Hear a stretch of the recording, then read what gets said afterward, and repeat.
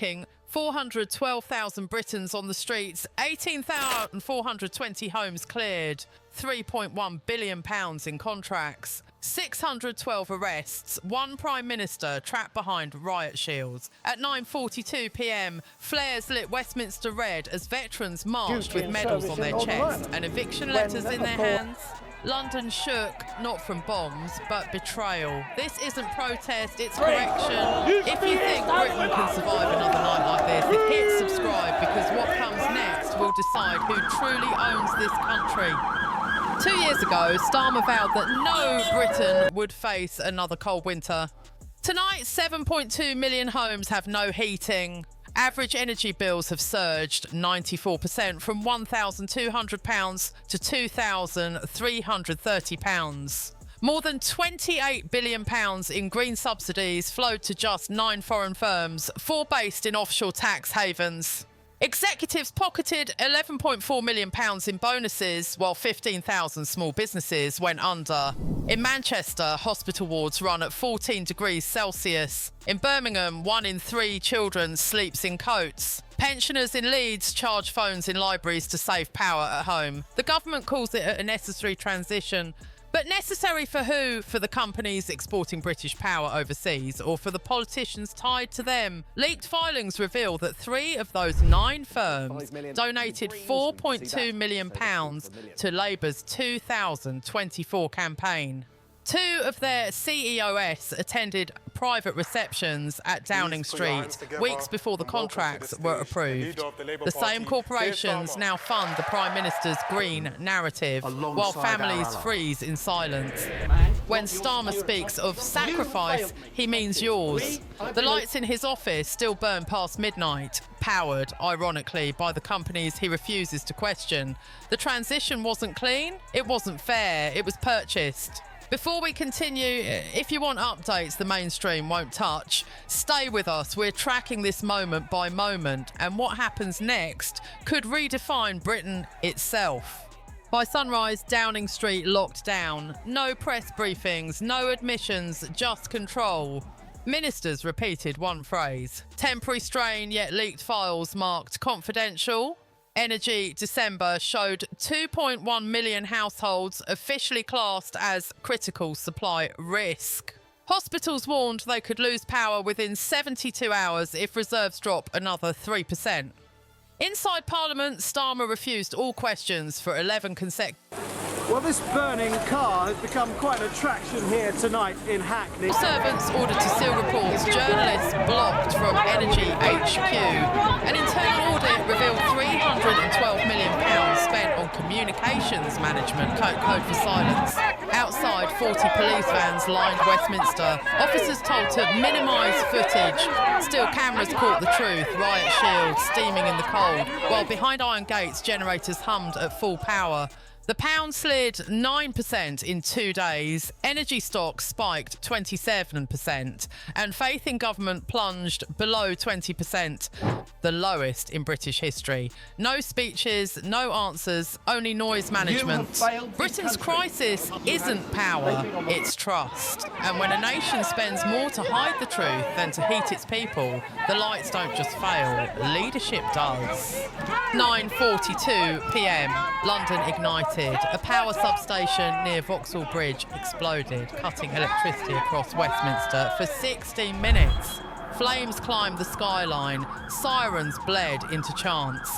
Tens of thousands roared one word: down. Resign. It wasn't chaos, it was clarity. Downing Street called it a localised malfunction, but records show the substation was managed by Gridcorp Limited. The same firm handed a £1.1 billion government contract and a £450,000 donation to Labour's 2024 fund. While London burned, Number 10's private grid stayed lit. Even the Blackout had class lines. Across the Thames, ambulances stalled. The underground froze. Stock tickers in Canary Wharf blinked dead. In those 16 minutes, Britain saw what fragility really means. Not technological, but moral. It's good for them, but we're not allowed to say how we feel. It's our country, and I think we should have some say in it. And when you say them, who do you mean? Illegal immigrants. We've got nothing against the immigrants, the legal ones. but the illegal ones get everything. UK reliability firm, the first in history for a G7 nation.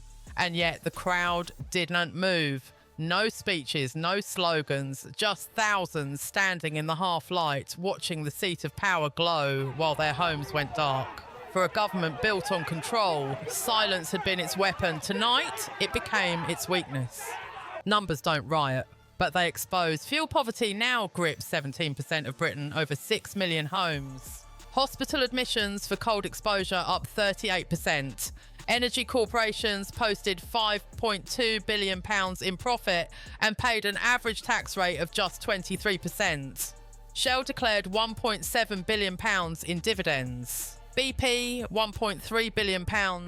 Meanwhile, the average household owes £680 in unpaid energy debt, the highest in UK history. The government calls it progress. The people call it arithmetic cruelty.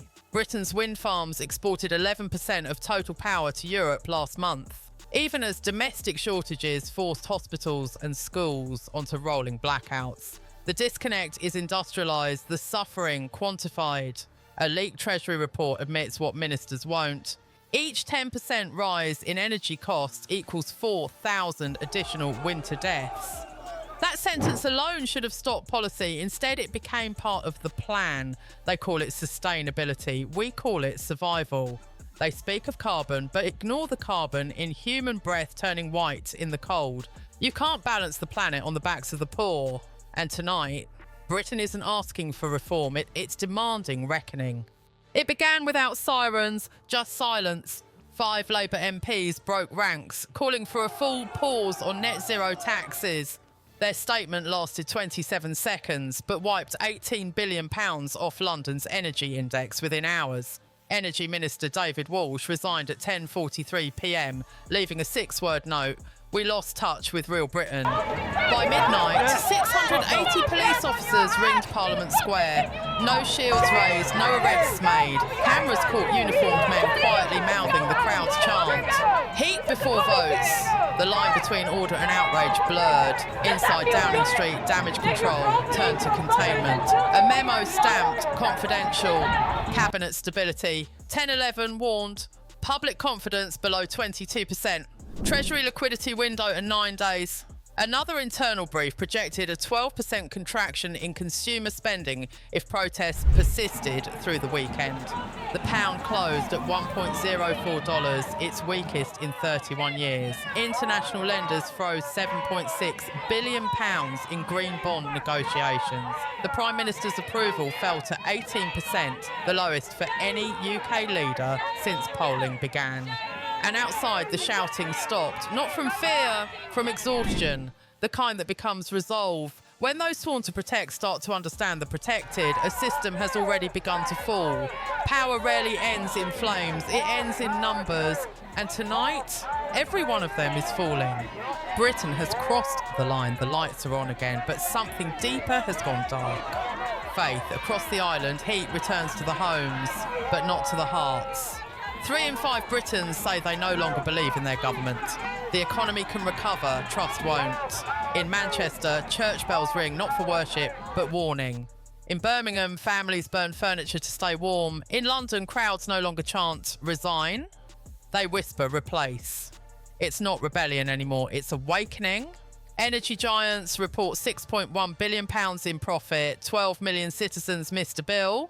One of them is a nurse who's worked 20 years and can't afford the heat she once paid taxes for. That's not politics, that's betrayal measured in degrees Celsius. Inside number 10, silence. No apology, no admission, only the hum of privilege running on private power. But outside, the country has made its decision.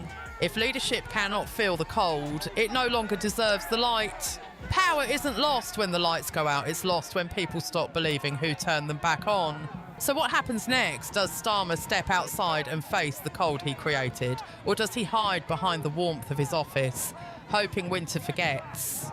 History remembers both kinds of men. Those who faced the storm and those who froze behind their own walls. Drop your prediction in the comments. Does he speak or does he fall? And if you believe this story matters, share it. Not for outrage, not for politics, for every pensioner who slept beside a turned-off radiator, for every nurse who saved lives she couldn't afford to heat, for every family that refused to die quietly in the dark. Britain is counting its nights. What it does next will decide if it still deserves the dawn.